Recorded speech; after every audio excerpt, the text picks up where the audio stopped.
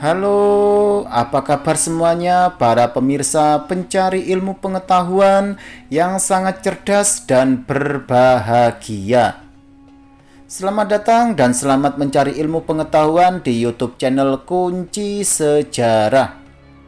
Kali ini Kunci Sejarah akan memberikan sebuah ilmu pengetahuan yang akan membahas tentang bangsa Eropa yang pertama kali datang ke Indonesia adalah Portugis. Berikut sejarahnya. Mari dengarkan penjelasan berikut ini agar bisa menambah ilmu pengetahuan ke depannya. Bangsa Eropa yang pertama kali datang ke Indonesia adalah Portugis. Berikut sejarahnya. Bangsa Eropa yang pertama kali datang ke Indonesia adalah bangsa Portugis pada awal abad ke-16. Pada tahun 1511, Portugis yang dipimpin oleh Afonso de Albuquerque menaklukkan Malaka, sebuah pelabuhan penting di Selat Malaka yang menjadi pusat perdagangan rempah-rempah. Setelah itu, bangsa Eropa yang pertama kali datang ke Indonesia adalah Portugis, mulai memperluas pengaruhnya di Asia Tenggara, termasuk di Indonesia. Portugis mendirikan pelabuhan-pelabuhan di Pulau Solor, Flores, dan Timor, serta menjalin hubungan dagang dengan Kerajaan Maluku yang terkenal dengan rempah-rempahnya seperti cengkeh dan pala. Kedatangan Portugis ini kemudian diikuti oleh kedatangan bangsa-bangsa Eropa lainnya seperti Spanyol, Belanda, dan Inggris yang juga memperluas pengaruhnya di Indonesia pada abad-abad selanjutnya. Berikut ulasan tentang bangsa Eropa yang pertama kali datang ke Indonesia adalah Portugis yang dirangkum berikut ini. Latar belakang kedatangan Portugis ke Indonesia. Bangsa Eropa yang pertama kali datang ke Indonesia adalah Portugis. Latar belakang kedatangan Portugis ke Indonesia adalah untuk menguasai perdagangan rempah-rempah yang sangat berharga, terutama cengkeh dan pala yang banyak tumbuh di wilayah Maluku dan sekitarnya. Pada saat itulah, rempah-rempah merupakan komoditas yang sangat penting dan memiliki nilai yang sangat tinggi di Eropa karena digunakan sebagai bumbu penyedap makanan, pengobatan, dan pengawetan makanan. Sebelum kedatangan Portugis, perdagangan rempah-rempah di Indonesia didominasi oleh pedagang Arab dan Tiongkok. Namun, pada abad ke-15, Portugis mulai mencari jalan baru untuk mencari sumber rempah-rempah langsung dari sumbernya, yaitu Maluku. Mereka ingin memotong jalur perdagangan yang selama ini melibatkan pedagang-pedagang Muslim dan Hindu yang menguasai rute laut dari India ke Asia Tenggara. Pada tahun 1498, Vasco da Gama, seorang penjelajah Portugis, berhasil menemukan jalur laut baru ke India melalui Tanjung Harapan yang terletak di ujung selatan Afrika. Hal ini membuka peluang bagi Portugis untuk memperluas pengaruhnya di Asia, termasuk Indonesia.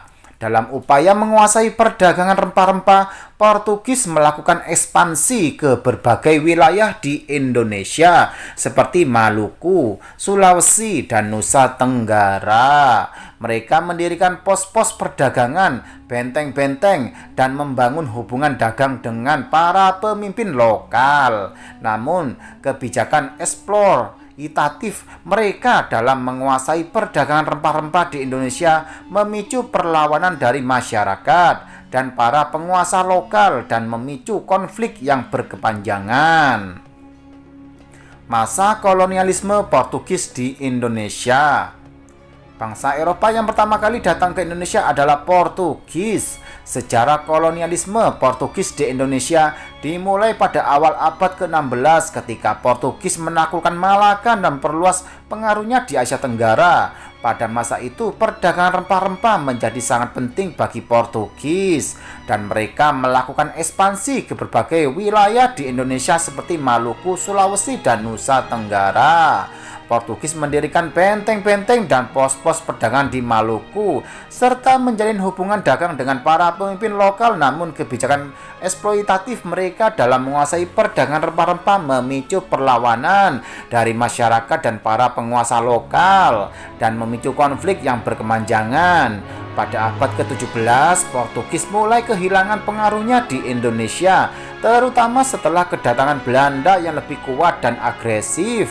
Pada tahun 1605, Belanda menyerang dan merebut benteng Portugis di Ambon, yang kemudian diikuti dengan penyerangan dan pengusiran Portugis dari wilayah-wilayah lain di Maluku.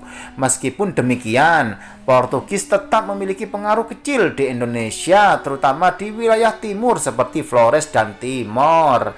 Mereka mendirikan pos-pos perdagangan dan membangun hubungan dagang dengan para pemimpin lokal. Portugis juga memperkenalkan agama Katolik ke Indonesia yang masih dianut oleh sebagian penduduk di Flores dan Timor. Pengaruh Portugis di Indonesia semakin melemah pada abad ke-19 dan pada akhirnya mereka kehilangan semua wilayah yang pernah mereka kuasai di Indonesia. Pada tahun 1975, Timor Timur, wilayah terakhir yang dikuasai Portugis di Indonesia, memproklamirkan kemerdekaannya sebagai negara yang baru terbentuk, tetapi kemudian direbut oleh Indonesia pada tahun yang sama. Peninggalan kolonialisme Portugis di Indonesia. Bangsa Eropa yang pertama kali datang ke Indonesia adalah Portugis. Meskipun pengaruh kolonialisme Portugis di Indonesia tidak sebesar pengaruh Belanda atau Inggris, ada beberapa pengaruh yang masih dapat dilihat hingga sekarang. Berikut pengaruh kolonialisme Portugis di Indonesia. Yang pertama, bahasa. Portugis memberikan pengaruh pada beberapa bahasa di Indonesia, terutama di wilayah timur, seperti Flores dan Timor. Beberapa kata dalam bahasa daerah di wilayah tersebut memiliki kemiripan dengan bahasa Portugis. Yang kedua, agama. Portugis memperkenalkan agama Katolik ke Indonesia, terutama di wilayah timur.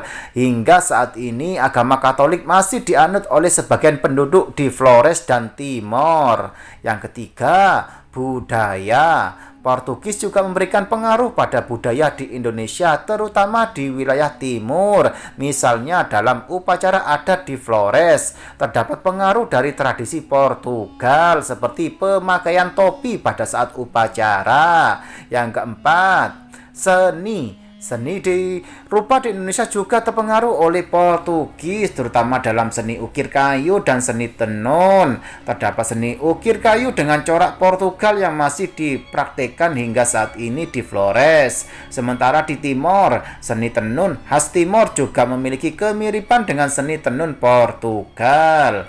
Yang kelima, arsitektur. Arsitektur di Indonesia juga terpengaruh oleh Portugis, terutama di wilayah timur. Terdapat beberapa gereja dan bangunan yang memiliki arsitektur khas Portugal di Flores, seperti gereja di Ruteng dan gereja Bunda Maria di Maumere. Nah, demikianlah penjelasan dari YouTube channel Kunci Sejarah ini mengenai bangsa Eropa yang pertama kali datang ke Indonesia adalah Portugis. Semoga bisa menambah ilmu pengetahuan ke depannya dan semakin membuat kalian bertambah wawasan lainnya.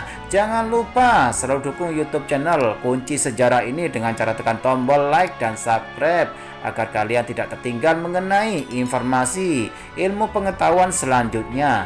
Sekian, terima kasih, semoga bermanfaat.